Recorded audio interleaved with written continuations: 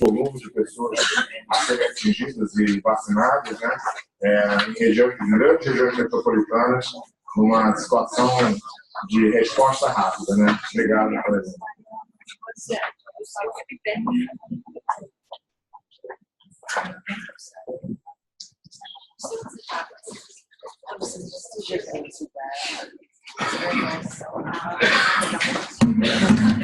Bom dia a todos, quero agradecer pelo convite, tá? E nós vamos estar falando então das nossas ações de vacinação aqui no estado de São Paulo. E aí, então, vamos lá.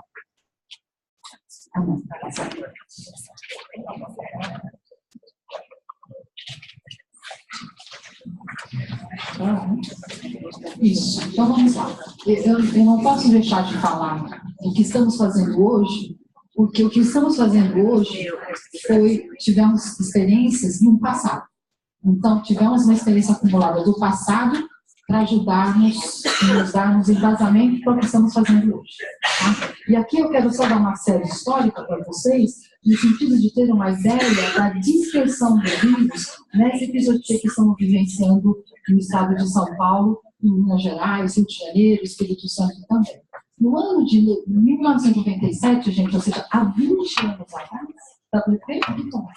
Há 20 anos atrás, quais eram as áreas de recomendação de vacinação para a febre amarela? Aqui é a região norte, certo? A região amazônica, a região norte do país, um pedacinho aqui de Minas Gerais, São Paulo, e a área azul era chamada área indene, onde a gente ia vacinar. Há 20 anos atrás, este era o mapa de indicação de vacinação para a febre amarela.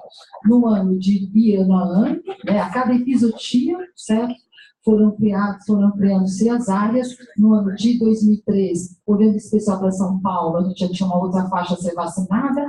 Minas Gerais, que não era pintado, Minas Gerais em 2003 já era todo ele pintado, com indicação de vacinação para a febre amarela.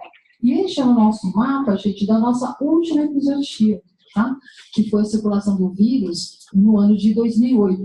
Tá? O último, quase o último, tá bom? Então, vamos olhar aqui, tá? É este verdão aqui, que era a área de recomendação de vacina para a febre amarela. No estado de São Paulo, aqui, olha, a nossa parte da região noroeste com indicação de vacinação para a febre amarela. Bom, eu quero só fazer uma passagem rápida para mostrar a grande diferença da nossa última episodia no estado de São Paulo. A última episodia aqui, primeiro, a nossa última episodia no país, que foi 2008, 2009, tá? 10 anos atrás. A bola da vez dessa episodia foi o estado do Rio Grande do Sul. Então, lá, a gente já viu o que é a velocidade dela, a dispersão dos vírus da febre amarela. Isso chamou muita atenção, né, Camacho, naquela época também. O que eu queria só dizer, o Rio Grande do Sul, no ano de 2008, né, o ano de 2008, ela só tinha uma faixinha muito pequena, muito fina aqui, com indicação de vacinação de febre amarela.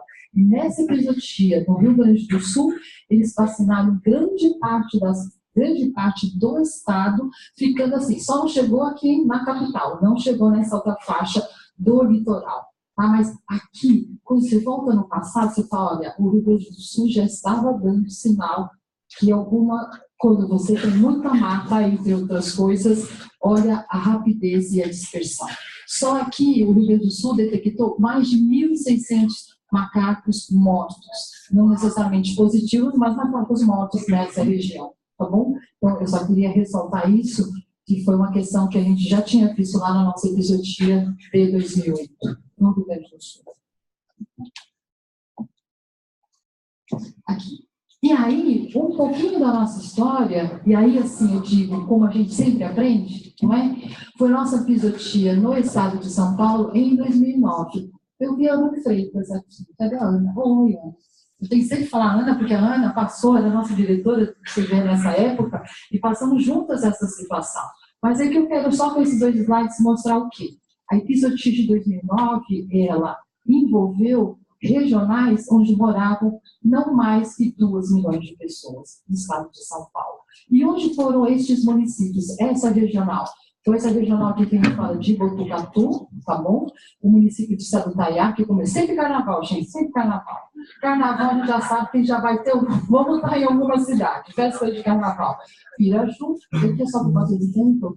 Então, resumindo, o que foi a epizotia, a nossa última epizotia no estado de São Paulo foi a entrada do vírus, onde não tinha indicação de vacinação, mas, diferente do Rio Grande do Sul, que teve aquela dispersão importante, no estado de São Paulo, ele entrou numa área onde moravam cerca de 2 milhões de pessoas. Só para a gente se organizar, é região de Botucatu, parte de Sorocaba, e aqui Itapeva. Então, moravam nessa região cerca de 2 milhões de pessoas. E aqui, com esse slide, eu só quero dizer o seguinte: as ações de vacinação preconizadas pelo Ministério na época, né, para as ações de vacinação, você chama município afetado onde teve circulação do vírus e município ampliado dos municípios vizinhos. Então, essa era a estratégia. A cada vez que tinha uma epizotia, se vacinava o município inteiro e os municípios vizinhos na sua área. Tá? E essa era a foto, gente. A gente era feliz e não sabia. Em 2009 era isso que acontecia, certo? A região, que parte dos casos moravam nessa área assim, bem próxima à mata, a região periurbana, no município de Botucatu. Aí foi feita toda uma pesquisa, uma vigilância epidemiológica importante, que parte desses casos eles não pegaram aqui, mas eles iam mais para dentro da mata à busca de vidas. E o que foi então a nossa epizotia de 2009?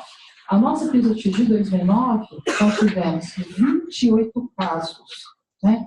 Um ponto a ponto com o que a gente está tendo agora, considerando-se a dispersão do vírus. 28 casos confirmados e 11 óbitos, basicamente nestes municípios, naquela região que a gente conhece. Tá bom? E aqui, então, esse é o panorama do que foi a nossa epizotia de 2009. Então, o vírus circulou numa área onde moram cerca de 2 milhões de pessoas. De lá para cá, então agora eu quero fazer uma história para vocês que febre amarela não é, a ação de vacinação de febre amarela no estado de São Paulo não é uma novidade. Ou seja, nós temos uma região onde moram cerca de 10 milhões de pessoas, 25% da população paulista, quem é do interior sabe. Então, quem mora aqui em São José do Rio Preto, Presidente Prudente, essa é uma área já de antiga recomendação de vacinação para a febre amarela. Então, sempre detalhe, o nosso trabalho para essa epizotia começou no ano de 2016. Nós estamos trabalhando há quase 2 anos, se preparando com uma possível chegada maior do vírus da febre amarela. Então, nós começamos em 2016, porque tivemos epizotias, tivemos 2 casos em humanos aqui nessa área, e o grande trabalho no ano de 2016 nessa área foi o quê? Melhoria das coberturas vacinais. Torná-las homogêneas e elevadas, porque sabia que o vírus poderia circular nessa região. E outra questão, melhoria das coberturas vacinais em municípios vizinhos com Minas Gerais, em municípios vizinhos com o Paraná e com Mato Grosso. Então, foi essa a estratégia no ano de 2016. E no ano de 2016, eu só quero ressaltar um trabalho muito importante que ocorreu no município de Ribeirão Preto, um município onde moram mais de 600 mil pessoas. Nós tivemos um macaco positivo. A gente sempre vai falar muito da história do macaco positivo. A vigilância da morte dos macacos, dos primatas não humanos, tem sido um carro-chefe, um esqueleto importante para todas as nossas ações de vacinação. É um componente importante para o traçado dos corredores ecológicos, tudo que nós estamos falando. Bom, aqui nós tivemos, então, a presença da morte do macaco, o primata não humano positivo ali, ó, no centro de Ribeirão Preto, tá? Claro que a gente já ficou bastante tenso nessa hora, né? Esse vírus aqui no centro de Ribeirão, bom, muita calma nessa hora, não tivemos aumento de casos nessa região, o município de Ribeirão Preto já era uma área de recomendação de vacinação, mas que estratégias, sem a presença da circulação do vírus em animais, o primata não humano, já é um sinal de alerta para quê? Vamos melhorar a cobertura vacinal. E foi isso que o município de Ribeirão Preto fez. Nessa época, a cobertura deste município era em torno de 70% a 75%, incrementaram as ações de vacinação, melhoraram, é o que a gente fala, fizeram casa a casa na área rural e periurbana, mas infelizmente nós tivemos um caso. Uma pessoa, um homem de 52 anos, que morava no condomínio aqui. Quem conhece Ribeirão, então aqui é o centro de Ribeirão, ele morava nesse condomínio do outro lado da pista, dentro do condomínio. Né? Nesta casa foram encontrados aedes também nessa casa, tá? Neste condomínio, mas foi encontrado um hemoglobina nessa região. E o que eu queria só ressaltar, né? Todo mundo vai acrescentando conhecimento. E este hemoglobina que foi detectado aqui tinha a presença do vírus afora amarelo. Então, tinha a presença do vírus afora amarelo no hemoglobina que foi identificado na casa dessa pessoa onde infelizmente veio a falecer pelo vírus afora amarelo. E provavelmente esse hemoglobina veio da onde? Dessa mata chamada Santa Teresa. Essa mata Santa Teresa, que é muito próximo dessa região, então muito provavelmente veio dessa área. E muito provavelmente esse hemoglobina que estava aqui, ele fez um raio de voo de pelo menos 50 metros. Tá bom? Então, foi identificado, e esse é um dos poucos casos que a gente conseguiu, né, que a nossa equipe... antes de mais nada, eu tenho que dizer que o que eu falo aqui, eu represento uma grande equipe, né, a nível estadual, a Secretaria do Estado da Saúde, a Secretaria do Meio Ambiente, e é uma ação de trabalho com as 3 esferas de governo, o governo federal, estadual e municipal, tá bom? Mas esse isolamento aqui foi um achado muito importante, porque foi um caso fundamental, assim, para a gente aprofundar aí os estudos e as pesquisas. Bom, lembra que a gente falou que essa era a área de recomendação? Agora, eu vou fazer um resumo do que eu vou falar para vocês com este mapa. A gente era feliz em não sabia, muito feliz. Certo? A área de recomendação de vacinação é essa área, né, onde moram 10 milhões de pessoas. E o que agora nós estamos trabalhando numa área onde moram 27 milhões de pessoas, tá bom? E depois ainda vou falar de registro. Os nossos últimos santuários. Eram os últimos santuários. Então, acho que eu quero só falar. Bom, a gente marca a nossa epizotia no ano de 2017. Aqui nós tivemos um caso positivo no município de São Roque, em macacos. Então, aqui nós começamos a ação de vacinação. Tá? E aqui a gente começou a ação de vacinação na área rural, basicamente na área rural e periurbana, e sempre...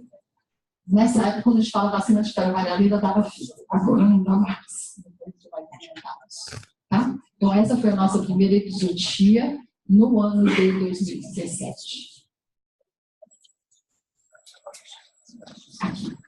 E aí, o que aconteceu? 15 dias depois, isso é cronometrado, 15 dias depois, o que nós tivemos a notificação? Isso aqui é Monte Alegre do Sul, gente. Monte Alegre do Sul é na regional de Campinas, é uma cidade onde moram 10 mil pessoas.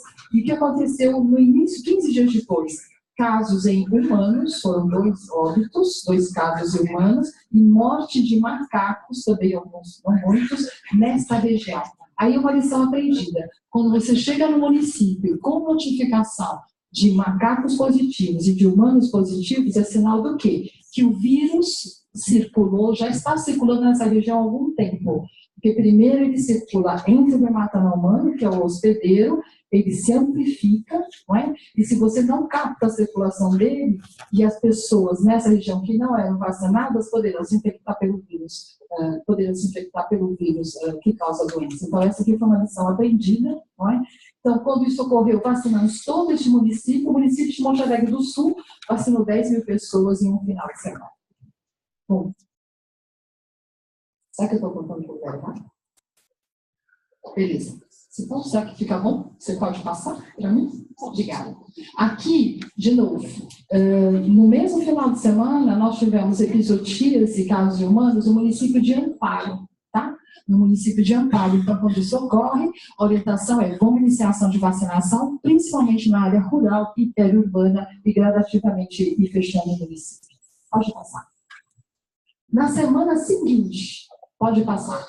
Nós estamos falando de Campinas. E aí que a gente viu, nós temos que mudar essa estratégia, não vai dar. Porque temos a identificação do vírus da febre amarela no distrito de Sousas. O distrito de Sousas é uma região onde várias pessoas que moram em Campinas vão almoçar nessa região. Não é? Então, o que eu queria falar com isso? O município de Campinas vacinou essa região, priorizou a área rural e periurbana.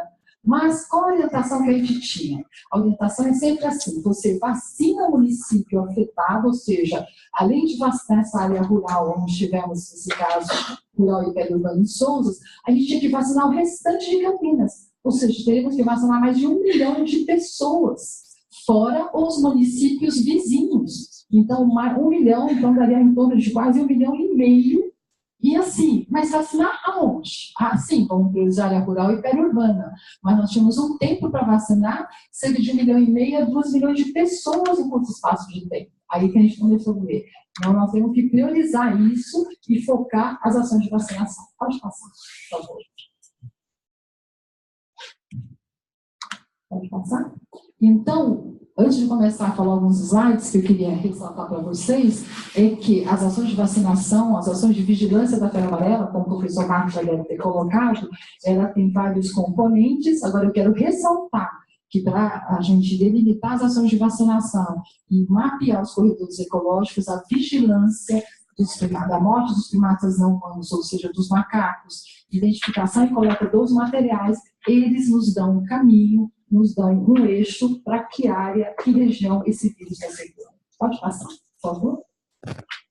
Aqui. Então, aqui, de modo muito resumidamente, né? Resumido, nós temos uma equipe que faz isso, basicamente é o Guilherme Pinter, que é o veterinário, que trabalha na SUSEM, e a gente já fala que ele já está trabalhando na imunização, não é mais da SUSEM, já trabalha com a gente. Então, ele faz o traçado dos corredores. Então, basicamente, o que são os corredores? Os corredores ecológicos, de modo simplificado, ele se baseia no local onde tivemos a morte dos macacos, tá? O trajeto da morte dos macacos, e baseando-se nisso, o que se coloca?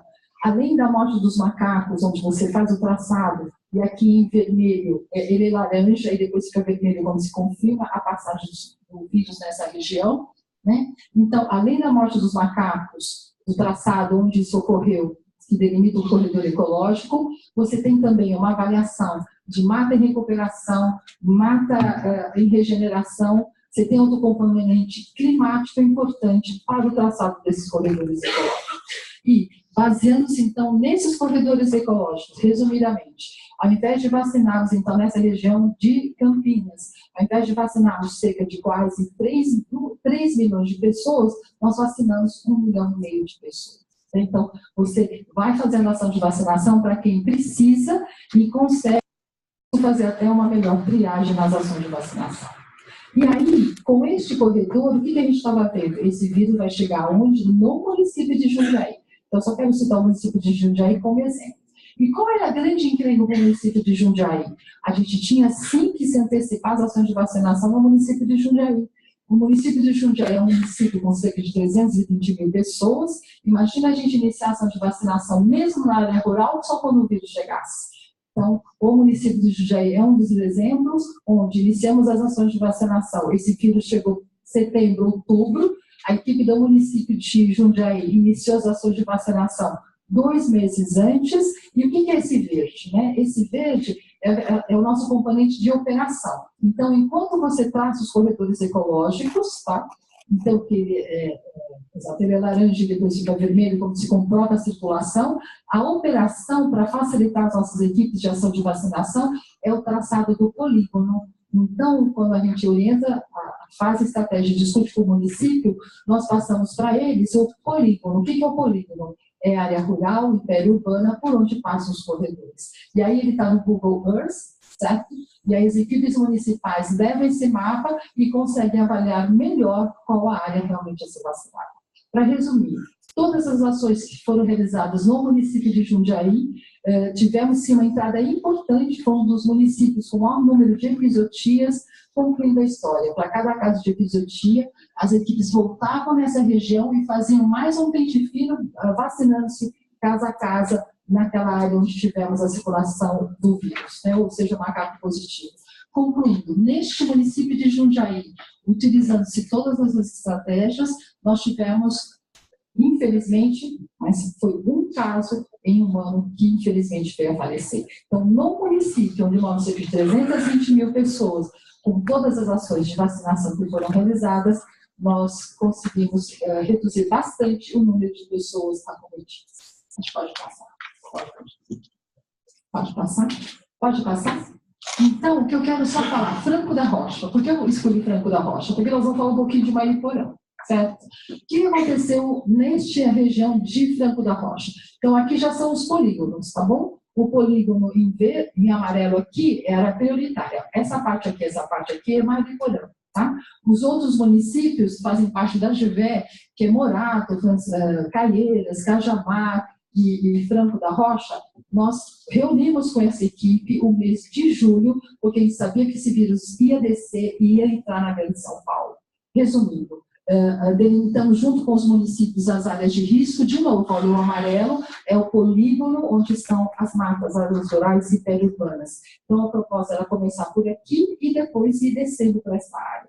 Resumindo, o que aconteceu então? O município de Mariporã iniciou, todos os municípios aqui iniciaram as ações de vacinação em agosto. Pode passar, por favor? Iniciaram as ações de vacinação em agosto, onde não tínhamos nenhuma epizotia, nenhum caso humano. Por quê? Por que em agosto? Porque a gente sabia que mais para o final do ano, começo do ano, o vírus ia circular aqui.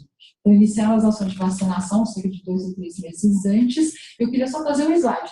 Olha só o que é vacinar sem nenhum vírus, sem nenhuma epizotia. Então, as pessoas vão da casa a casa, vão atrás das pessoas e focam nas áreas rurais e periurbanas para vacinação. Pode passar o próximo? Vamos olhar aqui agora a capital. Dentro do corredor ecológico, de novo, além das ações de vacinação que iniciamos na Regional de Franco da Rocha, entre eles Mariporã, uma outra área que delimitamos como poderia ser uma área de risco na entrada desse vírus aqui na capital é o distrito de Anhanguera. Pode passar, por favor? Então, o distrito de Anhanguera é uma área onde moram 60 mil pessoas. Pode passar? Como vacinar 60 mil? Então, tivemos que delimitar a área. Olha, quem vê essa foto, pode passar a próxima, por favor. A outra, essa aqui assusta mais. Olha aqui, ó, esse aqui é o distrito de Anhanguera. Gente, olha, a casa acompanha o movimento. Ele acompanha do morro. Pode passar. Olha, essa foto, então, é bem emblemática. Aqui é o Pico do Jaraguá. Certo? Então, essa região, na área de risco mesmo, foram vacinadas 30 mil pessoas, ou seja, foi uma ação de vacinação para já vacinar antes da entrada do vírus. Pode passar. E o que aconteceu? Aqui a gente tinha se organizado, o município vacinou essa região, no entanto, nós vimos o quê? A presença do macaco positivo no horto florestal, né? E aí recompusemos aqui todos os modelos, e ele provavelmente entrou por um outro corredor, que foi de Jarimu, que é outro município, que é o Público Paulista, do município de Campinas. Foi um corredor que não estava muito silencioso, então ele acabou chegando aqui. Né? Mas, de novo, tudo era, apesar de ser aqui no meio, foi dentro do horto florestal. Então, de modo nenhum, é um caso de febre amarela urbana, foi dentro da mata, certo? Então, por isso as ações de vacinação foram feitas aqui. E aqui também, de novo, uma inovação. Como vacinar a capital? Tínhamos que vacinar a capital inteira? A capital são 11 milhões de pessoas que moram na capital. Então, de novo, vacinamos um raio aqui de cerca de 500 metros da Avenida Santa Inês, que era possível, é um raio de voo do Emagô, tá bom? Então, essas ações de vacinação foram feitas aqui, neste raio de 500 metros da Santa Inês da Zona Norte. Pode passar. E aqui, como fala para a amarela, né, sendo de novo fila, nós queremos fila agora de novo, para melhorar a nossa cobertura, mas... E aqui eu quero, com este slide, né, eu quero resumir um pouco para vocês, com estes próximos, o mosaico das ações de vacinação que estamos fazendo no estado de São Paulo. Basicamente, aonde? Onde moram 27 milhões de pessoas. Lembra que em 2009 era uma área onde moravam 2 milhões de pessoas. Nós estamos falando de uma área de vacinação de quase 20 vezes mais, né? Então, o que estão sendo realizadas é um mosaico, cada um já começou antes, mas estão terminando, tá? Então, o que eu queria só dizer, aqui na capital do município de São Paulo, estão vacinando áreas de risco, tá bom? Onde tivemos epizotias, esta área aqui é a nossa regional de Osasco, tá? Então, só para dar um exemplo, tem a nossa regional de Osasco, Alphaville, Tamboré, certo? Essa região aqui. Estão vacinando essa parte aqui também, que vocês estão vendo essa linha aqui, são os corredores. Então, para onde vão os corredores, as ações de vacinação já tiveram início. Nós já estamos vacinando essa região desde setembro, e o vírus chegou em novembro, dezembro. Então, essa área já estava sendo vacinada quando o vírus chegou. Então, essa área de Osasco, nós estamos fazendo as ações de vacinação, inicialmente área rural e periurbana, e neste momento eles já estão finalizando e vacinando também a área de essa é uma região. Este outro lado é a nossa GVE de Mogi das Cruzes, incluindo aqui o município de Guarulhos, o segundo maior município do estado de São Paulo, também são vacinados polígonos dentro dos corredores ecológicos. Tá bom? E com este mapa aqui, eu só quero dizer o seguinte, esse vírus, olha só qual é a história. Lembra, nós estamos falando aqui ó, da região oeste do estado de São Paulo, né? Da grande São Paulo, nós vacinamos aqui a regional de Osasco, e esse vírus já chegou aonde, gente? Já está entrando em Sorocaba de novo. Sorocaba, lembra que parte de Sorocaba o vírus circulou nesta episódio de 2009? Esse vírus, ele deu a volta aqui na capital, né, porque aqui é o concreto, então se concreta essa área urbana, não tiver aumentado, ele serve como uma proteção, entre aspas, porque nós estamos tendo circulação nessa região. Então o vírus deu uma volta aqui, chegou na regional de Osasco, entrou aqui na nossa regional de Sorocaba, só para dar uma ideia, nós estamos tendo circulação do vírus em Mairique, Ibiúna, São Roque, de novo, e o trajeto desse vírus é que ele vai voltar a circular nessas áreas onde ele já circulou na nossa última episódia. Então, nós já pedimos para que esses municípios, que já têm uma boa cobertura, melhorem ainda mais as coberturas vacinais. E aqui, Vale do Paraíba. Aqui é importante a gente dar um tempo. Quem é o Vale do Paraíba? Taubaté, São José dos Campos. Primeiro, até então, nunca se tinha visto falar de febre amarela no Vale do Paraíba. Tá? E o Vale do Paraíba tem uma seguinte característica. Ele tem vírus que o corredor vem daqui para lá e vírus vindo do Rio de Janeiro. Tá bom? Então, qual está sendo a estratégia de vacinação para o Vale do Paraíba? Só para vocês terem uma ideia, aqui nós temos macaco positivo no município de Barra Mansa. O município vizinho é Bananal. E o Bananal, as pessoas só chegam lá onde precisam através da ajuda dos jipeiros, que depois eu vou mostrar umas fotos para vocês.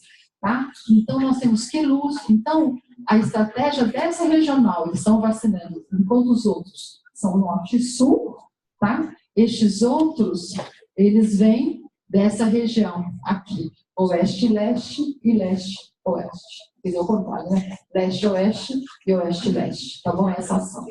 Pode passar o próximo? Eu estou acabando. Este é o resumo, então, das ações de vacinação que nós estamos fazendo no estado de São Paulo neste momento. Então, nessa área toda aqui, moram nada mais nada menos que 27 milhões de pessoas. E ações de vacinação estão sendo realizadas nesta área. Não tudo ao mesmo tempo. Vocês imaginam se a gente tivesse que fazer isso tudo ao mesmo tempo? E tivesse que vacinar 27 milhões de pessoas? Então, considerando-se aí a presença dos corredores ecológicos, isso nos facilitou muito e estamos tendo resultados muito importantes. Por quê? Porque nós, com isso, as nossas equipes estão podendo, antes da chegada do vírus, iniciando as ações de vacinação onde o vírus circula mesmo, que é a área rural e periurbana, e gradativamente, depois, com um pouco mais de calma, eles conseguem fechar a população inteira do município. Tá bom? Eu queria só mostrar um último slide, mas eu vou falar. E por que eu falei? É assim, a gente tem aprendido muito, gente. Isso, aliás, essa episodia, todo mundo está aprendendo, né? É maravilhoso você ver a Rô trazendo toda essa experiência com a tratamento na UTI. Você vê aí a questão dos transplantes de fígado, as nossas ações de vacinação, né, utilizando essas novas tecnologias. E aí o que eu queria só dizer, que nós estamos iniciando as ações de vacinação na nossa regional de registro. Eu registro Vale do Ribeira. Vale do Ribeira e Piracicaba, para nós, eram os últimos 2 santuários, que o risco desse vírus chegar aí seria muito pequeno. Né? Por conta de registro, né? Tem as várias barreiras, nunca se pensava até chegar lá, mas chegou. Nós já estamos com epizootias em macacos positivos, epizootias no município de Pedro de Toledo, Itariri. Você era do Vale do Ribeira, não é? Você trabalhou tanto? Então, nós temos, então, em 2 municípios já a presença de macaco positivo no Vale do Ribeira. Eu queria só dizer que, então, o vírus já está circulando lá, né, até o momento que a gente tem de confirmação é em macacos ainda, ou seja, as ações de vacinação, considerando os corredores ecológicos, essa região já começou a ação de vacinação, a gente lembra muito bem, o carnaval a gente estava lá em registro, a gente estava no carnaval lá, dia 15 de fevereiro, discutido com os municípios. Então, os municípios, como estes onde o vírus já chegou, já iniciaram as ações de vacinação, principalmente na área rural. Então, é esse um pouquinho, rapidamente, eu queria só falar para vocês, e eu só queria mostrar aqui, ó. Esse aqui é o Vale do Ribeira, tá bom? Ó o corredor aqui mostrando, ó, faz os tentáculos, né, de um polvo, entendeu? Mostrando que ele pode sim entrar aqui, assim como entrou, e ele provavelmente veio de onde? Aqui de Santos, porque nós tivemos um caso positivo em humano no município de Itanhaém, tá? Então provavelmente veio por aqui. E também, gente, chegada do vírus na Baixada Santista também era uma coisa que nunca tinha se pensado que isso poderia ocorrer. Aqui eu vou passar mais rápido, eu só queria trazer umas fotos, que esses são os trabalhos mais trabalhosos, mas são os que trazem um resultado fundamental. Essa aqui é a equipe da GV de Taubaté, que foi vacinar no área de Santo Antônio do Pinhal, São Pedro de Sapucaí. Eles andaram cerca de 70 quilômetros para vacinar 100 pessoas. A gente sempre diz isso, ou seja, essas 100 pessoas são as 100 pessoas mais valiosas, que são as pessoas que moram na área de risco, que dificilmente vão chegar nos postos de vacinação. E aqui também, né? Essa é uma ação de vacinação na calmaria, tá bom? Aqui, Santos, ó. Aqui já é foto do município lá do Vale do Pará, de Ribeira, já. Gente, essa é a realidade. Vão de barco, olha, quem está lá até não vê, mas aqui são as matas, entendeu? São as áreas rurais e periurbanas. Então, vão de barco. Aqui, a participação dos jipeiros que nos ajudam nas ações de vacinação. Isso aqui, se não me engano, é Barra Mansa não, é Bananal, tá? E aqui a foto que eu dei, as várias fotos que a gente trouxe. E aqui também. Bom, gente, isso aqui foi ação de vacinação que foram feitas lá em... lembra que a gente falou? Aqui começou 5 de agosto. Isso aqui é a área rural de Mariporã. Então, essas eram as ações, então, aqui, né? Que eles viram. Olha só que ação solitária. Você vai, não tem gente que não abre a porta para vacinar, certo? Não vou vacinar. Aliás, é isso que a gente viu que ocorreu. Vou parar por aqui. Em Mariporã, em especial, o que eu queria só dizer, eu vou passar mais um pouquinho, porque eu tenho uma foto de Mariporã. Aqui. Isso é Mariporã, gente. Veja só como é fácil vacinar Mariporã. Né? É uma cidade onde moram 95 mil pessoas. Essas equipes começaram a vacinar em agosto, tá bom?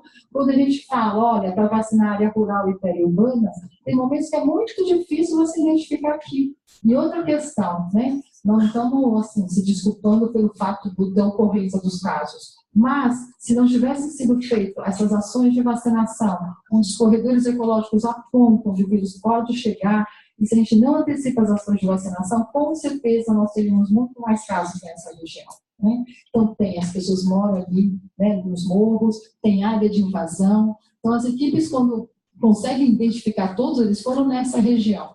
Mas é essa a realidade de vários municípios. Então, o fato da gente poder ter os corredores ecológicos, né, e nos antecipar nas ações de vacinação, tem sido um ganho muito importante para nós, aqui no estado de São Paulo, que estamos fazendo essas ações de vacinação, principalmente numa área onde moram 27 milhões de pessoas. Então, com os corredores, a gente consegue chegar antes e priorizar as ações de vacinação.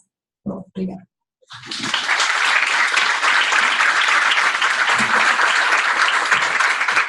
Obrigado, Helena. A gente vai, então, emendar com a aula do professor Luiz Camacho e a gente faz, então, as perguntas no final dos dois palestrantes. Então, agora a gente vai passar para o professor Luiz Antônio Camacho, que é médico em saúde pública, pesquisador da ENSP e da Fiocruz, né, e assessor técnico de Biomanguinhos, que vai falar para a gente da avaliação de efetividade da dose fracionada da vacina da febre amarela. Obrigado, professor. Bom dia a todos, obrigado pelo convite, parabenizar pela iniciativa e no nível de excelência das apresentações, que me dá um desafio adicional de manter o também.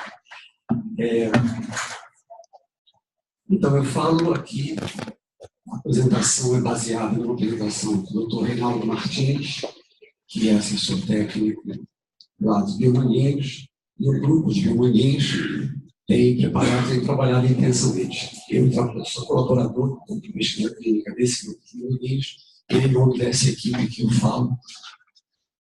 Qual seria? Qual delas?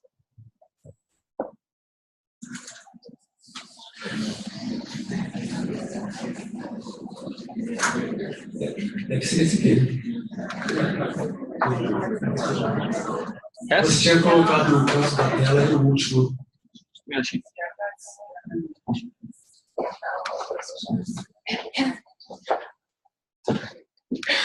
é a vez.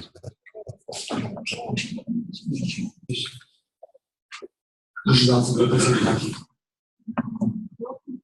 Então, a título de introdução para falar o seguinte, tem que lembrar que, por ser uma vacina de vírus atenuado, tem duas subcepas que têm sido usadas pelos fabricantes da vacina, e para fins de capacidade, reactogenicidade e immunogenicidade, essas duas subcepas não têm diferença, mas, na verdade, a mensagem aqui é que, por ser um produto biológico, um vírus vivo atenuado, existe uma grande variação entre lotes da potência das vacinas, e a OMS fixa com o mínimo de partículas virais por dose de vacina em 1000 unidades internacionais. Segundo o Dr. Akira Roma, essas 1000 saíram de modelos animais. Mas a ideia é que a gente sabe que os fabricantes de vacina produzem a vacina com excedente de partículas virais, e aí eu botei em média, porque tem essa variação entre lotes, de 12 vezes o mínimo, para assegurar que a potência mínima ao final do prazo de validade nas condições de campo, em condições de campo a gente pode estar falando do interior da Amazônia, que essa vacina ainda tem uma potência mínima capaz de assegurar proteção.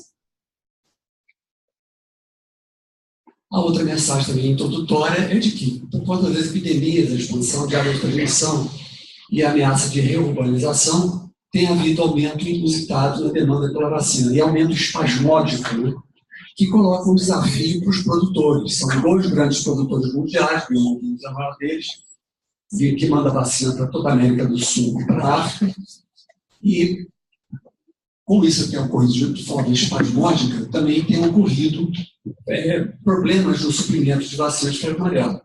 O que então levou a nós nos perguntarmos, se a gente sabe que tem um excedente de partículas virais, e se a gente sabe que esse estresse, digamos assim, dos fabricantes, por que não verificar qual é esse mínimo que é capaz de proteger, ou pelo menos de soroconverter os indivíduos? Então, foi proposto a possibilidade de imunizar com doses reduzidas da vacina, tem, obviamente, enormes implicações em saúde pública, e a gente está vendo isso agora. Então, por isso foi proposto esse estudo.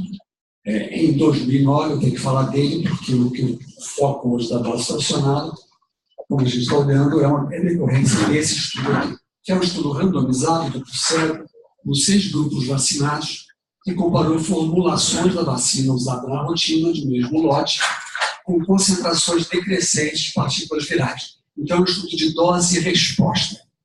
Eu estou sublinhando até quando eu falei, porque é diferente do que nós estamos usando hoje, que é 1/5 da dose, a fração da dose. Tem uma diferença sutil que eu vou demarcar mais adiante.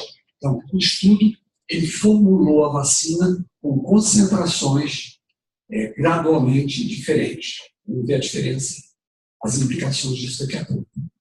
Então, o objetivo era verificar se a imunogenicidade e a segurança da vacina, e a vacina de manguinhos, em doses reduzidas, é semelhante à da dose plena. Obviamente, a relevância já está marcada, né? E a população eram militares, jovens, sadios, residindo fora da área endêmica na época, 2009, mas que tinham indicação de vacina porque eram militares. E os títulos de anticorpos neutralizantes, o PRNT50, foram medidos antes e 30 dias depois da vacinação.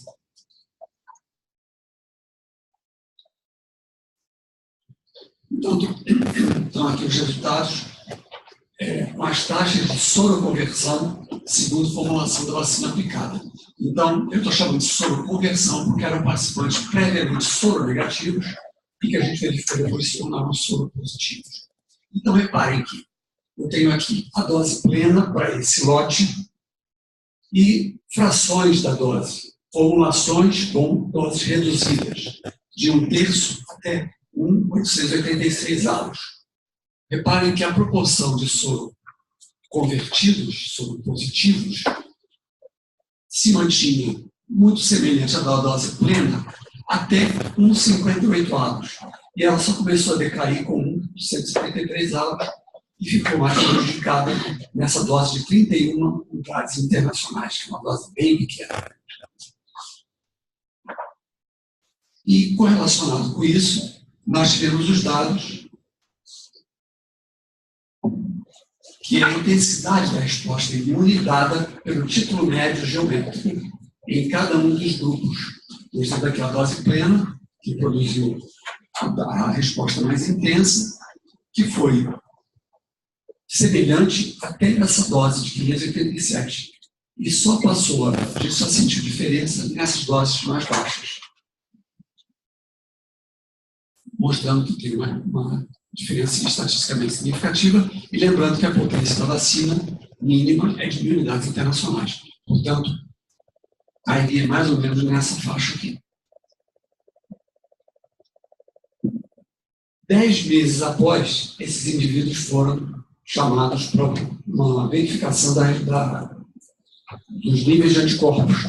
Só foram vistos indivíduos soronegativos antes da vacinação, da primeira vacinação, que haviam soro convertido. Portanto, aqui era um estudo onde se buscava ver a persistência de anticorpos naqueles que haviam soro convertido. Reparem que, 10 meses depois, quase todos os indivíduos mantinham soropositividade e só o último subgrupo com a menor dose da vacina é que havia sido afetado de alguma maneira. Portanto, 10 meses depois ainda havia persistência de anticorpos suficiente, e a gente está aqui inferindo, né, proteção, porque historicamente, embora não haja um correlato de proteção, como o Dr. Marcos mencionou, nós sabemos que onde a vacina é aplicada, os soropositivos têm se mostrado protegidos. Então, a gente tem inferido proteção em cima de soropositividade. Bom, é bom lembrar, vocês mais, que nós temos uma população com uma alta soroprevalência para dengue, que é um flavivírus, e nós vimos que a soropositividade para dengue não foi associada à soroproteção para a febre amarela. Isso confirma achados de estudos anteriores, onde já tínhamos verificado. Então, aparentemente, existe uma hipótese, por exemplo, de que na Ásia não existe febre amarela, porque tem muita dengue. Então, a soropositividade para dengue, de alguma maneira, protegeria contra a infecção pela febre amarela. Isso nunca foi demonstrado, e nos nossos estudos essa correlação não tem sido demonstrada. Porém, a viremia pós-vacinação foi mais frequente em participantes soronegativos para dengue. Então, é possível que o nível de anticorpos não conte toda a história, que haja mais coisas que a gente precisa estudar melhor e conhecer melhor. Bom, discutindo esses achados, a gente viu que as doses reduzidas até 1/50 da dose plena induziram e sustentaram por 10 meses a resposta imune semelhante à da dose plena. Não houve diferenças entre os grupos na proporção de eventos adversos mais comuns, exceto dor local, que foi mais frequente com a dose plena. Havia também a esperança, a expectativa de que uma dose reduzida pudesse também diminuir a reatogenicidade. Isso não se verificou nos nossos estudos. Depois eu vou falar um pouco dos estudos na África. Os estudos anteriores, com amostras menores e diferenças metodológicas, haviam mostrado soroconversão com doses reduzidas, e aqui vale a pena falar de um deles, que foi um estudo feito em 1988 pelo Oscar de Souza Lopes, na Fiocruz, também com militares, jovens, sadios, na mesma faixa de idade, e que a diferença que era um estudo que não foi randomizado, né, e tinha algumas outras diferenças metodológicas além da própria vacina. O Dr. Marcos falou que a vacina é desde 1937, mas na verdade ela vem incorporando melhorias na produção. A vacina de 1937 não seria licenciada hoje. Então, essa vacina não é a mesma. A lógica, na essência, ela segue os mesmos princípios, mas ela tem incorporado melhorias metodológicas. Então, também foram individualizados, a sorologia foi feita antes e depois, uma metodologia semelhante, e a vacina não diluída diluída 1:10, 100% de soroconversão e 1,60 da diluição, uma vacina estabilizada, é que já começa a verificar uma redução no total de voluntários soroconvertidos. Portanto, já em 1988 a gente já tinha uma evidência, só que o total de voluntários era muito pequeno, né, para justificar, na época, uma mudança na produção da vacina. Esse mesmo estudo que nós citamos, feito agora em 2009, ele teve um braço para verificar o componente imunidade celular, que mostrou resultados coerentes. Então, isso aqui eu resumi análises de biomarcadores séricos, né, interferon gama e interleucina 10, associados a anticorpos neutralizantes de anemia, apoiam uma recomendação de dose 10 vezes menor de vacinas de febre amarela. Ela protege, baseada em elementos de imunidade celular. Isso aqui é um outro estudo que já havia sido feito em 2008, mostrando que a administração intradérmica de 1/5 da dose produziu soroimunidade, na expressão dos autores, em todos os participantes. E, com base nisso aqui, a OMS, em um Position Paper de 2017, recomenda que a dose fracionada de febre amarela possa ser usada como resposta de emergência em epidemias, em que a demanda exceda a oferta de vacinas, que é o que a gente está vivendo agora. Mas é uma demanda concentrada no tempo e no espaço, justifica, com base nos dados existentes, essa ação com vacinação funcional. Então, conclusão seria, considerando a imunogenicidade e a heterogeneidade das doses reduzidas comparadas à dose plena, e o excelente termoestabilidade da vacina, foi uma das melhores tecnológicas que a vacina tem incorporado, a formulação poderá ser alterada se os resultados forem confirmados em futuros estudos em crianças. Essa é a dificuldade que a gente tem hoje. Porque os resultados de adultos não se aplicam necessariamente em lactentes. Eu estou falando de criança abaixo de 2 anos de idade. Nós sabemos que a resposta em lactentes ela é um pouco menor, ela é subbiótica, digamos assim. Estou falando aí de níveis de soroconversão de 85% ou até menos. Bom, então, baseado nos resultados desse estudo, a OMS coordenou uma campanha de vacinação preemptiva, que foi, essa expressão eu lembrei porque o cara foi apresentado anteriormente pela Helena, na verdade foi uma estratégia preemptiva, né? Ela se antecipou para os corredores a uma ação de vacinação antes mesmo do vírus chegar. E foi feito em Kinshasa, na República Democrática do Congo, usando 1/5 da dose. Reparem que aqui não é uma formulação diferente da vacina. Foi a nossa vacina de biomanguinhos fracionada, que é o que nós estamos usando agora no Brasil. 0,1 ml. O estudo de dose resposta usou 0,5 ml de vacinas formuladas com doses reduzidas. Então, isso aqui tinha que ser demonstrado empiricamente também, porque era um pouco diferente do que o estudo controlado tinha feito. E foi feito 7,5 milhões de pessoas, com 2 anos ou mais de idade, uma cobertura vacinal próxima de 100%, e a epidemia na área urbana foi abortada, digamos assim. Durante a campanha, o estudo do CDC, com esse tamanho de amostra, verificou títulos de anticorpos neutralizantes antes e depois, e aí mostrou esses resultados que eu estou mostrando só uma parte muito pequena. Então, é um estudo publicado no Windows, recentemente, só chamando a atenção.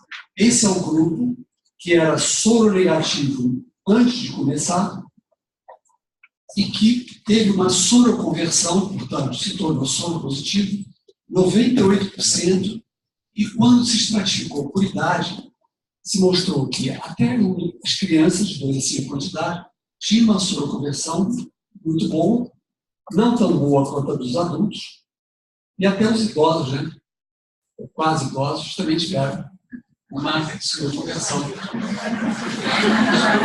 Os pré-idosos, não sei quantos aqui tinham mais de 60. E reparem que também o título médio geométrico nas crianças ele era bem menor do que os demais grupos, e o dos quase idosos também um pouco menor.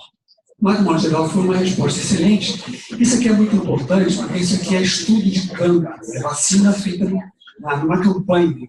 Não é um estudo controlado, duplo cego, randomizado, todo controladinho, quase um laboratório, né? Isso aqui é a vida real. Isso aqui nos dá muito mais segurança de que a vacina, de fato, tem um desempenho esperado ou coerente com o que a gente viu no campo. Eu não mostrei os outra parte dessa tabela, ela é muito grande, mas é como demarcar aqui. Havia indivíduos já soropositivos, nesse estudo democrático do Congo, que soroconverteram. Eles tinham níveis baixos e com a vacina 1/5 da dose, eles tiveram um aumento 4 vezes, acima de 4 vezes, no título pré-vacinal.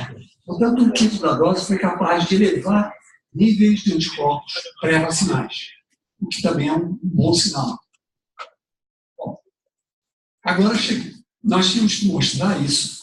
Isso aconteceu no ano passado, porque já se vislumbrava a possibilidade de que a produção de vacina que vinha sendo incrementada talvez não desse conta das iniciativas, das necessidades de expandir essa vacinação. Então, foi iniciado no ano passado a revisão dos participantes daquele estudo de 2009, estudo dose e resposta. 8 anos depois, esse estudo não tinha sido planejado, esse segmento, então a ideia foi os participantes daquele estudo, com o novo protocolo, a maioria ainda vivendo no Rio de Janeiro, em área urbana, sem casos de febre amarela. Até então, foram buscados participantes não revacinados do estudo de 2009 e foram incluídos num estudo de sorológico. Né? Então, somente os participantes soronegativos antes da vacinação, que soroconverteram e permaneceram soropositivos 10 meses após a vacinação, participaram desse estudo, totalizando 319 participantes do pesquisa. Foi um grupo que se conseguiu alcançar.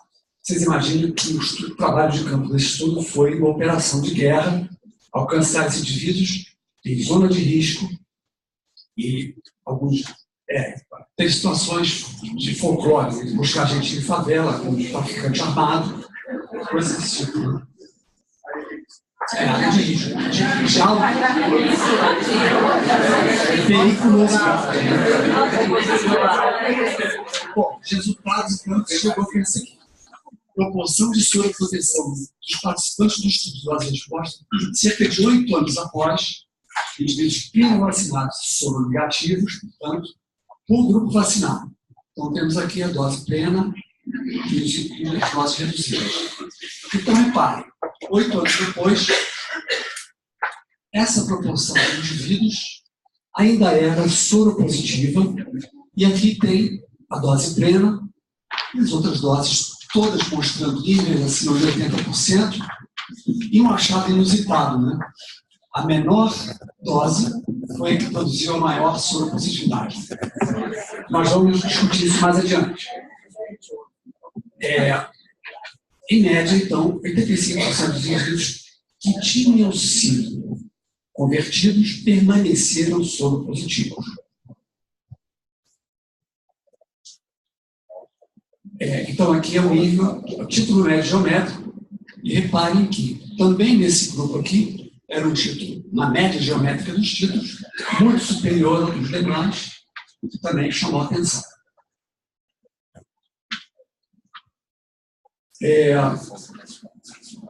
Então, aqui nós colocamos os três tempos em perspectiva. Antes da vacinação, títulos muito baixos, como era de se esperar, títulos muito altos 30 dias após 10 meses, alguma queda, após 8 anos, uma queda adicional, em todos eles, esse grupo aqui sempre se destaca. E esse grupo também com um significado estatístico. Nós percebemos que, 8 anos depois, alguns indivíduos tinham títulos de anticorpos maiores do que aos 10 meses, o que não fazia sentido, a menos que eles tivessem ocultado ou escurecesse, por alguma razão, eles tivessem recebido uma revacinação, que eles não revelaram para nós, ou que eles tivessem ido para uma região de circulação viral que tivesse tido uma infecção natural não percebida.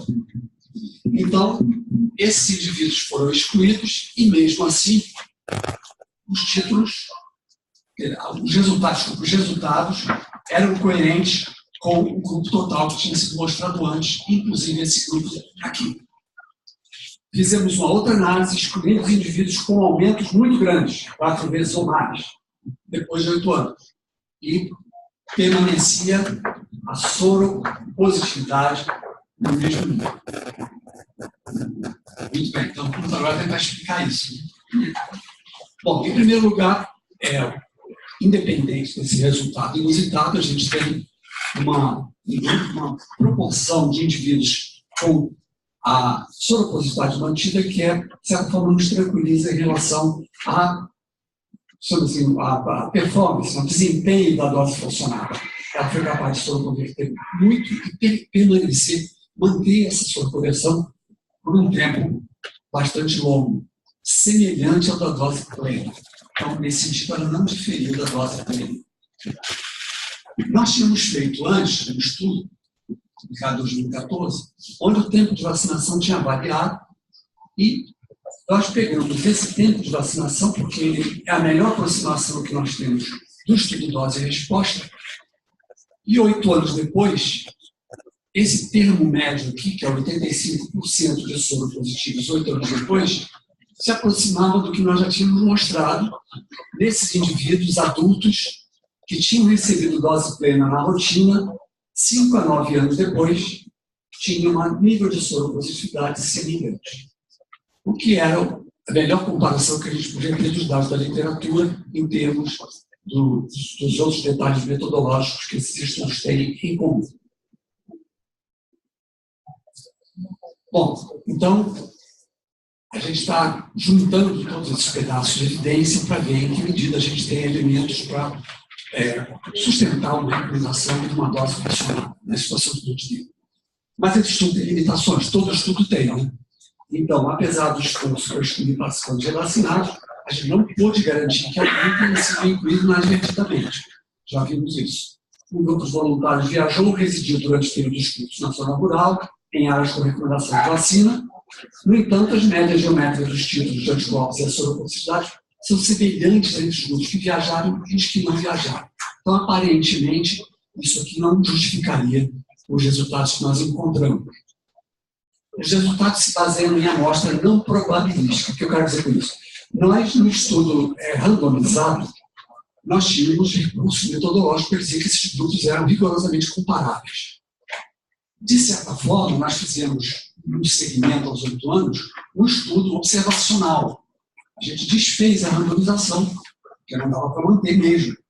A gente fez a busca e só podemos resgatar um subconjunto desses indivíduos que já não é mais necessariamente representativo, embora não haja nenhuma razão para supor que o processo de busca dos indivíduos tenha selecionado especialmente os soropositivos. De qualquer maneira, essa é uma vulnerabilidade que o estudo tem. E a gente precisa apontar. Imunogenicidade é uma aproximação conveniente de eficácia. Não garante, mas é um elemento em favor. Estou concluindo, então, as conclusões. Os grupos têm soropositividade, os grupos das várias doses da vacina, né, têm soropositividade amarela variando nessa faixa, portanto, o pior cenário é 80%, 8 anos após a vacina, todas são aceitadas e comparáveis aos estudos de vacina imunidade com dose plena em adultos.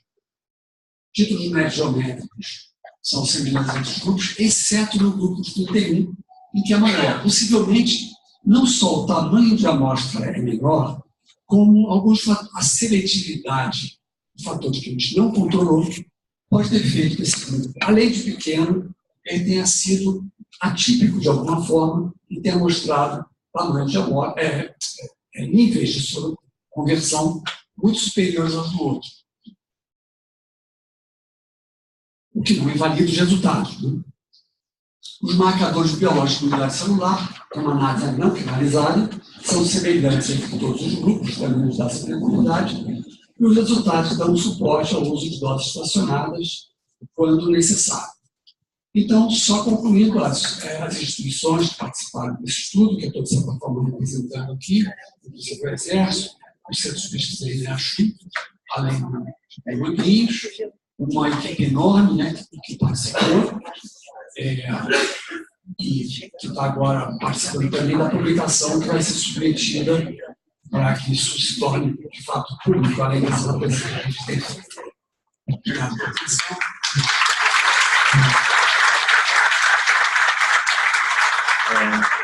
Eu queria convidar a Helena e o Camacho para ficar aqui na mesa, a gente vai responder as perguntas. Antes de dar início às perguntas, eu queria pedir para vocês, na bolsinha da e-mail que vocês receberam, tem um formulário de avaliação, era importante que vocês preenchessem para a gente, até para a gente poder melhorar ou ter a avaliação de vocês ao final do evento. Estamos abertos, já tem várias perguntas aqui. O microfone já vai chegar para vocês. A minha é bem curtinha. Existe alguém fazendo estudo ou alguma evidência de diminuição de efeitos adversos com a vacina fracionada?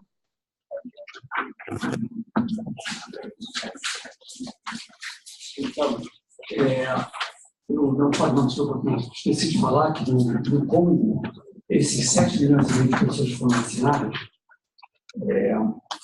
houve uma vigilância de eventos adversos, de maneira que eles puderam fazer uma situação de campanha, e a reatogenicidade foi idêntica à da dose de semelhança. Nós aqui fomos pegos meio de surpresa com a nossa campanha e estamos tentando, agora sim, documentar, e acho que a Helena pode falar melhor do que eu, que nós temos observado de reatogenicidade com a dose fracionada aqui no Brasil. Só para a gente tem um sistema de vigilância na nossa ação, no nosso dia a dia, né? Então, em relação à dose fracionada, a nossa meta era vacinarmos 9 milhões e 200 mil pessoas, nós vacinamos em mais de 4, 6 semanas já, nós já estamos prorrogando e nós chegamos em 50%, nós vacinamos 5 milhões, né? Então, houve uma demanda, uma redução nessa demanda, mas nós vamos continuar a busca desse resultado, mas o que eu queria só colocar, então, no sistema que já é implantado, nós não observamos assim, não tem nenhum relato de doença viscerotrópica, pelo menos entre os casos suspeitos notificados, tá bom? Mas é uma massa pequena ainda, né? Eu acho que a gente tem tempo ainda para estar avaliando isso melhor. Então, neste momento, nós não temos nenhuma notificação com dose fracionada. Tá? Mas aí eu só queria adiantar uma coisa, né, Camacho? De modo geral, a questão da doença viscerotrópica, a gente ainda não tem subsídios para dizer, mas também não temos subsídio para dizer porque o fato da dose ser menor, a pessoa vai ter menos doença viscerotrópica. Porque a doença viscerotrópica que a gente vê, né, os primeiros casos são do ano de 2000, né, nós tivemos a oportunidade de investigarmos alguns desses casos, o risco é em torno de 1 para 1 milhão, e todos os casos escritos até o momento é de primovacinação. Né? E que temos de doença viscerotrópica também. O que chama a atenção alguns, aliás, os que nós temos em investigação fora, sem ser dose fracionada, parte dessas pessoas não tem doença de base. E tem chamado a atenção não pessoas com mais de 60, mas pessoas com menos de 60. Claro que ainda é uma amostra pequena que nós estamos avaliando. Então, os casos que a gente já tem em investigação, que tomaram dose completa, tá? Nós temos, são cerca de 11 casos suspeitos de doença viscerotrópica que nós estamos ainda em investigação. Então, o que eu queria só resumir, eu creio que hoje a gente não tem evidência para dizer que a dose fracionada vai estar menos. A nossa impressão é alguma questão individual que está levando a ocorrência de doença viscerotrópica. Então, são duas perguntas que eu queria fazer, uma para a Helena e outra para o professor Camacho. Helena, tanto você quanto o Marcos apresentaram essa nova estratégia de corredores ecológicos e uma vacinação abortiva. O que deu errado com essa estratégia que nós estamos vivenciando como o drama? O que se pode fazer a mais? Ou se vocês já analisaram o que aconteceu, que essa estratégia não garantiu que essa onda epidêmica se tornasse em onda de casos com mortes. Isso para você já fez análise. Então, professor Camacho, são várias coisas. Em relação com a dose fracionada, que a gente parece apontar que já ela é confirmadamente importante e ela protege, a gente não poderia, então, fazer na fábrica já esse produto fracionado, ao invés de deixar com essa variabilidade tão enorme? E a outra coisa que eu queria perguntar, se a dose fracionada você conseguir fazer ela já industrialmente, será que a parte de conservação dessa dose fracionada garante essa imunogenicidade até a data de validade? Isso foi feito com a dose que se usa hoje, porque até onde eu sei, essa quantidade a mais de concentração vacinal era muito prevendo que podia se deteriorar o imunógeno ao longo do tempo até a data de validade. Então, eu queria saber qual era a opinião de vocês em relação com isso. Então, a sua pergunta é isso que eu entendi? Você está dizendo que o corredor... Eu não entendi. Não, porque... Você está falando em Mariporã em especial? Não, porque essa estratégia tão bem montada, aparentemente, não deu tão certo porque a gente está tendo esse monte de casos. O que teria que ser feito a mais? O que falhou nessa estratégia que aparentemente é muito boa, né, tecnologicamente? Então, vamos lá. Nós estamos fazendo também, né, porque todo mundo é a mesma coisa, né? Você trabalha, vai no campo, dentro, faz vacinação, faz corredor, faz tudo isso. Né? Então, nós estamos organizando para fazer um estudo de efetividade dessa ação. Né? Mas eu posso lhe dizer que eu não concordo com você que essa estratégia não está valendo a pena. Por quê? Mais uma vez, nós estamos fazendo uma ação de vacinação onde moram 27 milhões de pessoas. Não está valendo a pena. Eu quero saber o que falhou. Vou chegar aí. Nós estamos fazendo uma ação de vacinação onde moram 27 milhões de pessoas. Tá bom? Então, essa é uma ação que nós estamos fazendo, 27 milhões de pessoas. E dentre essas 27 milhões de pessoas, né, que são, eu não posso dizer que eu já vacino na totalidade, mas esse denominador é cerca de 27 milhões de pessoas. Eu digo sim, infelizmente, porque a gente gostaria que não tivesse nada, certo? Mas se a gente for avaliar a proporção, se no meu denominador tem 27 milhões de pessoas, nós tivemos, até o momento, confirmados 300 casos, confirmados pelo pesquisador. 300, tá? 323 e 114 óbitos. Eu não vou fazer essa conta aqui agora, mas acho que nem preciso fazer muita conta para dizer que se a gente não tivesse chegado antes nessas ações de vacinação, com certeza, a gente teria um maior número de casos e, com isso, um maior número de óbitos. Né? Nós vamos botar isso na ponta do lápis e fazer isso. Agora, em especial em relação a Mariporã. Né? Em relação a Mariporã, o que eu quero só colocar? As ações de vacinação. Primeiro, Mariporã é uma cidade de 95 mil pessoas. Né? As ações de vacinação começaram em agosto, 5 de agosto, e quando tivemos a ocorrência dos casos em humanos, o que aconteceu? Nós já tínhamos vacinado, o município já tinha vacinado 85% da sua população. Com certeza, claro, a gente gostaria que tivesse o maior número de pessoas vacinadas. Tanto é que nós já estamos turbinando mais as ações de vacinação e registro, porque a gente já está vendo que o vírus está chegando lá.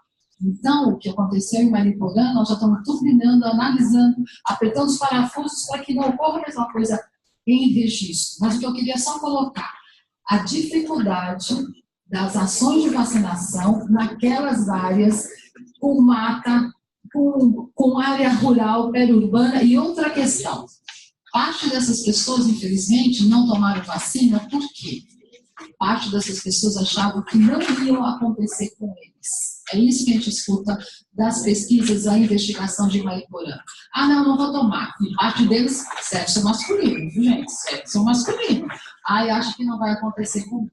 Tá bom? Então, é uma análise assim, bem superficial que eu queria te colocar, mas com certeza, se isso não tivesse sido feito, a gente teria um acometimento muito maior de pessoas. Sua pergunta é muito pertinente, porque se a dose funcionada é maravilhosa, por que não partir? Bom, aí tem duas questões. Uma é que a dose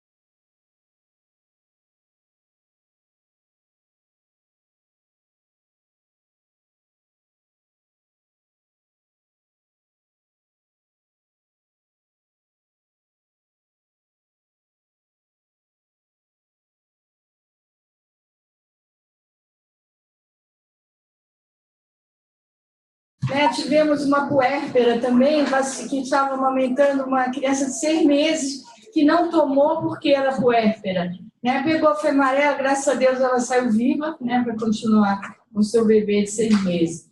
Mas eu queria falar sobre isso, essa questão do deslocamento, e outra questão que eu sei que não sei se você está a par, eu sei que você está a par, mas é em questão do diagnóstico do PCR vacinal, porque em 2009 nós recebíamos PCR selvagem, PCR vacinal. Nós temos 8 casos vacinados previamente, casos de febre amarela que o LUT diz que não é vacinal, né? Portanto seria selvagem, mas tomaram vacina previamente, uma idosa que vacinou um mês antes, com a dose plena, né? Porque não havia ainda dose fracionada. Então, essa idosa é comprovada com febre amarela, não há registro nenhum dos nossos casos como vacinal, que é estranho, porque eles tomaram vacina antes de 8 dias antes. Por que esse PCR vacinal não está pegando o vírus vacinal dessas pessoas e a gente está considerando como selvagem? Para o professor Camacho, eu gostaria de perguntar o seguinte: aquele trabalho do Vaccines, quando a gente compara coortes de vacinados, quando dá 11 anos, sobe os anticorpos. Então, assim, esse pessoal provavelmente vacinou inadvertidamente e não avisou.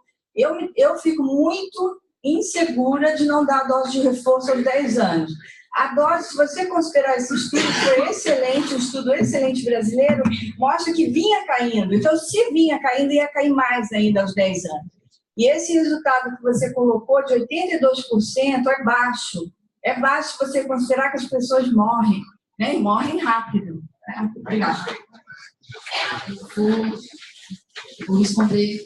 Se eu esquecer alguma coisa, você me fala. Primeiro, sim, nós tivemos, principalmente em relação ao Mairiporã, pessoas que foram viajar para o Mairiporã e não sabiam que era a área de risco, certo? Então, isso a gente tem que observar, né? Nós estamos falando isso na imprensa, pedindo para os municípios reforçarem essa situação, né?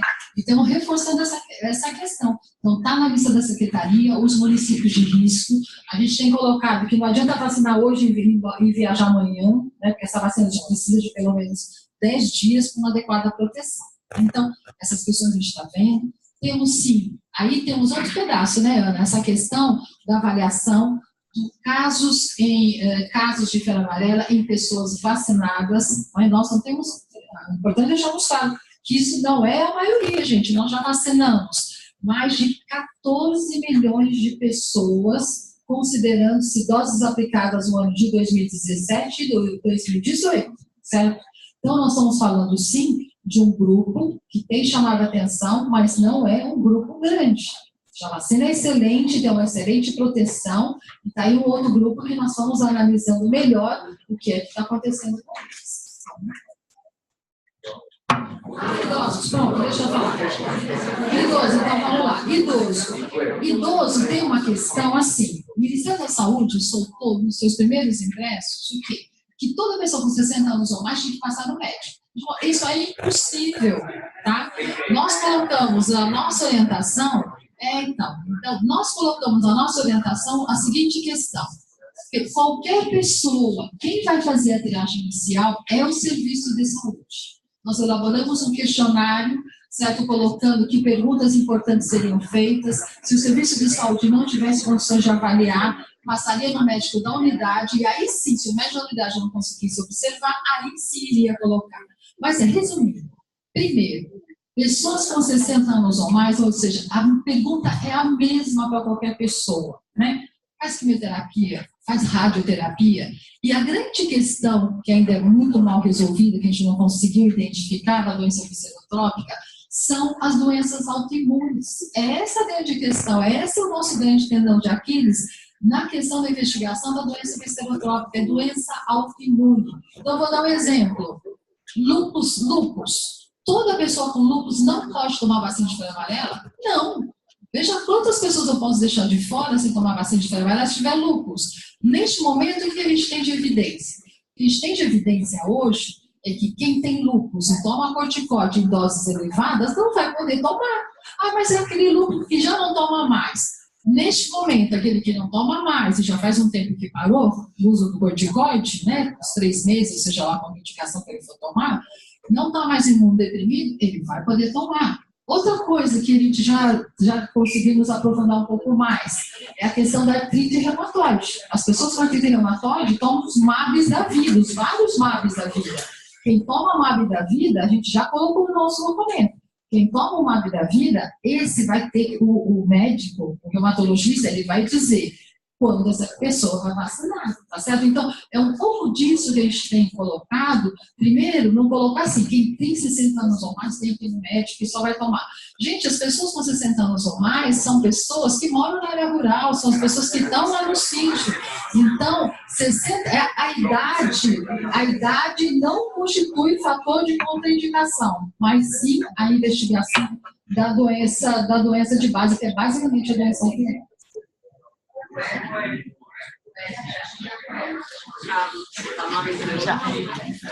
Não, gente, a pergunta está assim: a pessoa não tem uma doença, ou seja, ela tem uma doença autoimune e ainda não sabe, certo? Porque isso às vezes até fazer o diagnóstico, ele tem manifestações ainda que você... Aí não tem como, gente. Aí ele vai vacinar. Se eu não sei se tem uma doença autoimune, eu vou vacinar. Tá em investigação de doença autoimune, certo? Gente, tá para nós, doença imune, autoimune é uma pleiade de coisas, certo? Então, se você é um paciente, é uma pessoa que está em investigação, tem uma investigação e uma suspeita que seja doença autoimune, certo? Ele tem uma imunossupressão, ele primeiro vai ser investigado e depois vai tomar vacina. Agora, o que eu queria só dizer que este N, perto dos 14 milhões de pessoas que a gente vacinou, ele é muito pequeno. A gente não pode cair do outro lado e falar que 60 anos ou mais só toma vacina depois que passa no médico. Não. Determinada pessoa só vai tomar a vacina depois que fazer tal exame. Então, algumas coisas já são bem estabelecidas. A gente não precisa deixar de vacinar por outras pessoas. Vai passar, gente, nós vamos ter doença becerotópica, como já temos? Sim. Por quê? Na nossa casuística desses anos todos que a gente estudou, nós já tivemos doença viscerotópica, gente. E a primeira paciente nossa que nós tivemos no ano de 2000, certo? Era uma paciente de 27 anos, morava em Americana, certo? Tomou a vacina e teve doença viscerotrópica. Ela não tinha nada de base. Eu tenho outros também que não tiveram nenhuma doença de base. É roleta russa? Porque já me fizeram essa pergunta na episódio de 2009. Doutora, como a senhora explica? Não é? 28 casos morreram pela doença e 5 casos morreram pela vacina. Né? Então, o que a gente fala? Se não tivesse vacinado, com certeza teríamos muito mais mortes pela doença do que pela vacina. O que eu queria só dizer, hoje não temos um marcador, hoje nós não temos um exame para dizer este vai ter doença viscerotópica, este não vai ter. Nós temos questões que são apontadas. E não é idade, não é idade. Pessoas com doença autoimune vão parar e vão avaliar. Tem doença autoimune, tem algumas coisas já delimitadas, a gente já coloquei. Os MABs da vida, certo? Os reumatologistas já sentaram, já soltaram uma orientação, eles só vão tomar após a sua suspensão e cada um dos MABs ali tem um determinado tempo onde eu posso estar vacinando. Tá bom? Agora, a questão fundamental, área de risco. Certo? Ele mora... Gente, hoje, vocês viram? Sobre algum lugar, fora a área urbana, que não era de risco, certo? Mas essa questão é muito importante. A puérpera, então. A puérpera, qual é a grande questão? Não é a puérpera em si, mas o tempo que ela amamenta, tá? O que acontece? Por que mulheres que amamentam bebês até 6 meses de vida, certo? Ela não vai ser vacinada. Por quê? Porque a grande encrenca da vacina de febre amarela foi detectada lá com a cepa francesa. Então, os primeiros grupos que saíram da vacinação foram as crianças menores de 6 meses. Ficou a principal complicação, manifestação neurológica. Tá? Então, por isso que as puérperas, neste momento, certo, elas não estão tomando vacina, mas aquelas que têm bebês com menos de 6 meses de vida. Então, aí depois eu posso vacinar. Em situações, então, ó, eu tenho uma... Por isso, né, quando a Ana me coloca essa questão, tivemos uma puérpera que teve febre amarela, sobreviveu, mas ela não tomou vacina. Então, qual é a nossa orientação? Veja só, gente, eu estou falando uma orientação onde moram 27 milhões de pessoas. Né?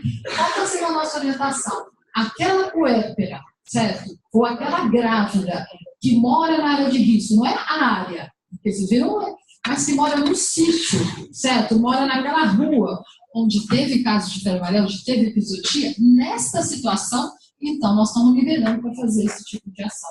Então, suspende a amamentação 10 dias, certo? E depois essa mãe, esse bebê volta a ser amamentado. Tá vendo? Então, tem essas questões, a gente tem que avaliar sempre o risco e o benefício. Não tem, a pergunta é, quanto tempo você engravida depois que toma a vacina? Isso não tem um relato para a vacina de febre amarela, mas tem um relato, de um modo geral, uma orientação para as vacinas virais atenuadas, não é? Aquela que você espera 30 dias. Mas vamos combinar uma coisa? Vamos combinar uma coisa? Certo. Lembra a campanha de rubéola, que nós vacinamos em 2008? Nós tivemos a oportunidade de acompanhar aqui no estado mais de 5 mil mulheres, tá?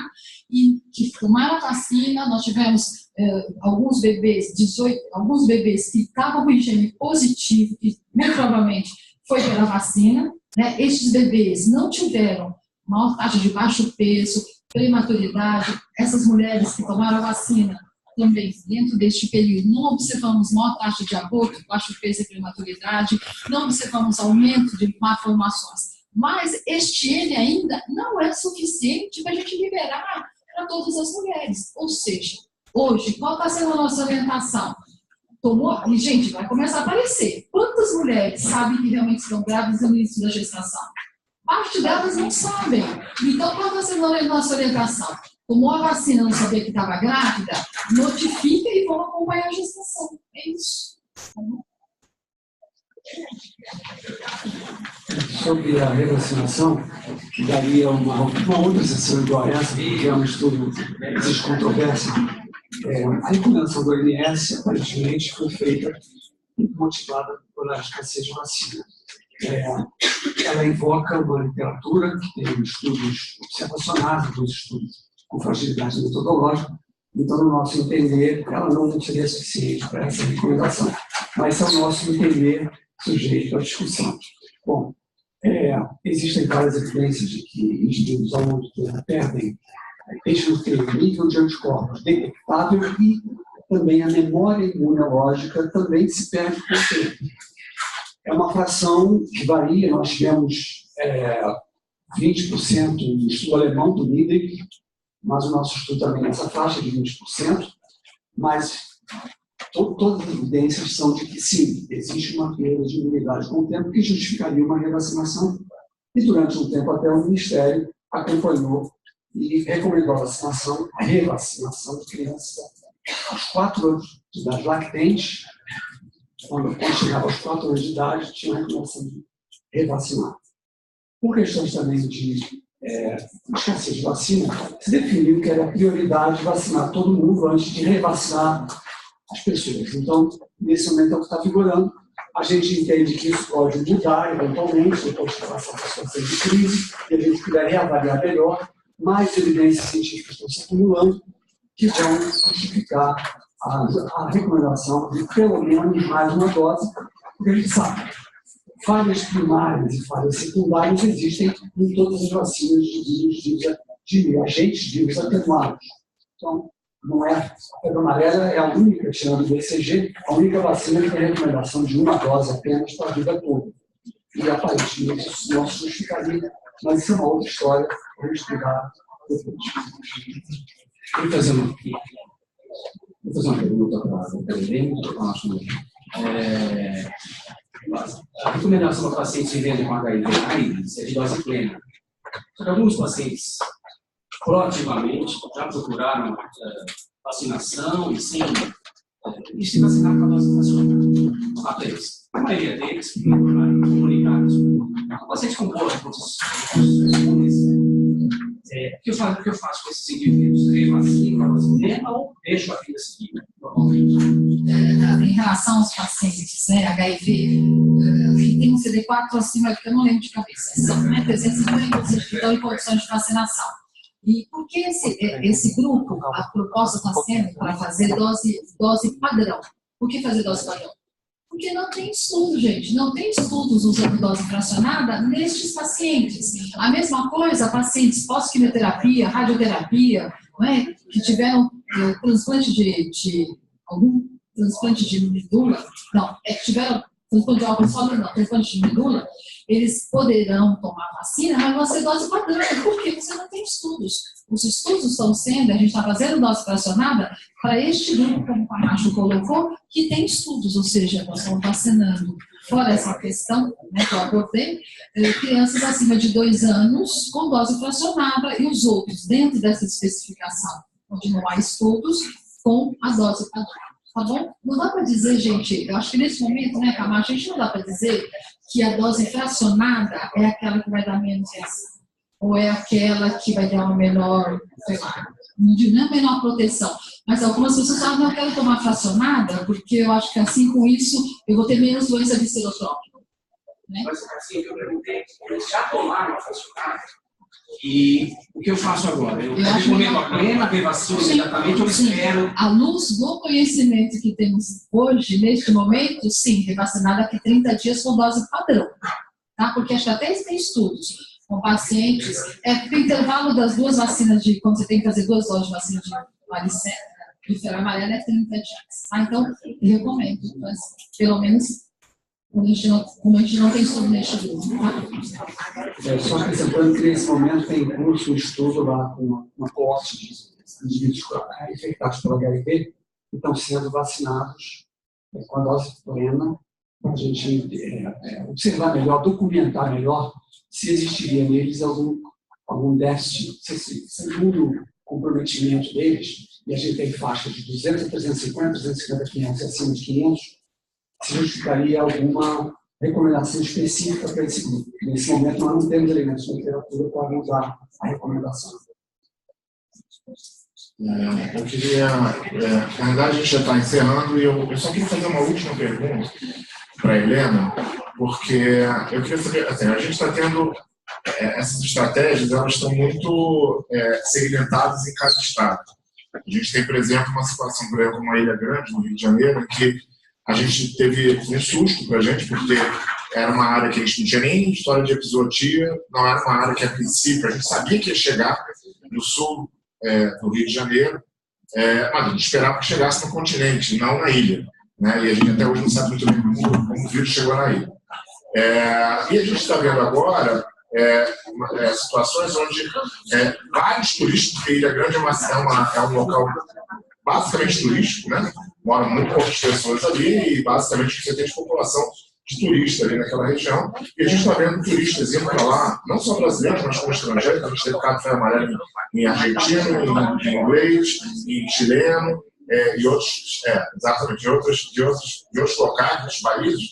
E as pessoas chegam na ilha, e como tem um posto de vacinação lá, as pessoas descem do barco e se vacinam. E ainda pior para a gente, que o cara chega lá com 5, 6 dias pós-vacina, doente, você não sabe se é reação vacinal ou se é febre amarela selvagem. E aí eu queria saber de você o seguinte: qual é a estratégia, se vocês têm uma estratégia de comunicação com os outros estados, se esses corredores, vocês têm que... Porque, na verdade, a gente tem as fronteiras nossas aqui, mas o macaco respeitam a fronteira, o mosquito também respeita a fronteira, e as pessoas também respeitam a fronteira, porque elas viajam para lá e para cá. Então, qual é a estratégia que vocês estão tendo, pelo menos aqui na região sudeste, que são os três ou 4, né, do Espírito Santo, no ano passado, principais estados da comunidade?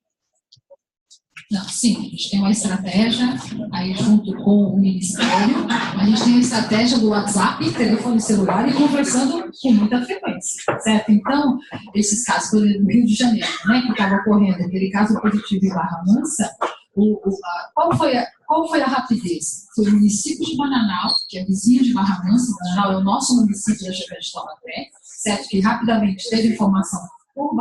Esses municípios vizinhos, eles todos se falam, gente. Eu não preciso o Estado avisar. O próprio município vizinho já vai falando. Né? Então, eu queria só colocar, então, essa vizinhança é importante. Agora, a gente tem sim recebido, a gente gostaria de receber esses informes um tempo antes, não é? Mas nós estamos fazendo as situações de vacinação. Por exemplo, aquela vacinação no Vale do Paraíba, ela está indo nos 2 sentidos. Ela está indo no sentido da região oeste para leste e leste para oeste. Né? Agora, qual está sendo a nossa outra grande comunicação? O estado do Paraná. Né? Então, o fato do vírus estar chegando ali, já chegou, né, no Vale do Ribeira, Essa semana que vem, nós já vamos fazer uma videoconferência com o Paraná, já vamos traçar em conjunto com eles os corredores ecológicos. A diferença é que o estado do Paraná já está na rotina das ações de vacinação, mas uma lição aprendida.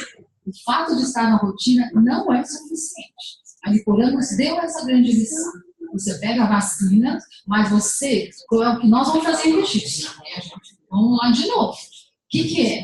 Você tem uma cobertura, mas sua cobertura não é suficiente. Você tem que fazer o quê? Você tem que ir na área rural, você tem que ir na área periurbana, você tem que vasculhar aquela região e ver se tem gente suscetível.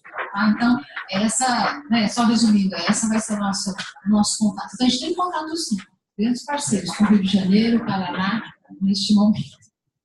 Eu queria agradecer aos dois palestrantes, queria passar para o Dr. Gessé Alves, que vai fazer o encerramento do evento. Na verdade, eu queria fazer perguntas, né? Mas eu estou brincando, eu não vou fazer perguntas. Bom, eu queria então agradecer a presença de todos vocês que passaram essa manhã com a gente, né? Eu acho que as aulas foram excelentes, a gente só aprendeu aqui hoje. Lembrando que, como nós também contribuímos, embora as clínicas de vacinação privadas contribuem muito pouco com a vacinação de febre amarela, mas tudo isso também traz um pouco de confusão nessa história de que a gente tem um grupo de indivíduos com dose fracionada, um grupo que vai procurar a dose inteira, e enquanto o Ministério da Saúde não modificar a sua recomendação de que os idosos precisam passar por uma avaliação médica, nós vamos pedir a prescrição médica da vacina de febre amarela para esse grupo, né? A gente tem que compartilhar isso com vocês. Basicamente, eu queria agradecer, então, a todos os palestrantes que estiveram na primeira parte da manhã, aos colegas que vieram do Rio, o Chevabo, que veio do Rio, Davi, que veio de Brasília, para colaborar com esse evento. E a gente espera poder fazer sempre, né? E juntar pessoas que representam a esfera pública com vocês que estão aí na prática diária dos consultórios e que muitas vezes não têm essa conexão tão direta. Então, mais uma vez, obrigado a vocês.